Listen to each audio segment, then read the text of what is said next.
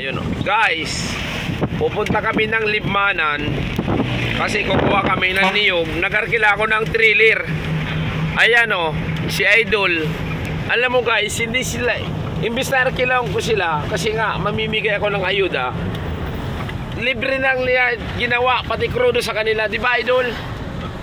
Oh, ang bait niya oh, si Don at si Mario, Paul Mario. Ayan oh, bata pa siya eh. Oh, kita mo? Nababaliw ako ng oh. Ayan. Dito na kami sa San Fernando Camarines Sur, mga Idol.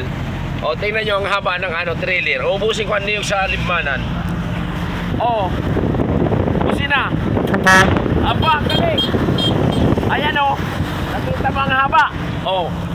So ngayon, oh, mga follower ng Naga City, ang gagawin ko ay mamimigay ako ng niyog na may kasamang bunot. Oh, sir, abangan nyo ako dyan ha. Mga ripapits natin dyan. Oh, ayan oh. Ang bata niya pa, driver na siya ng trailer, no? So, maganda yun. Oh,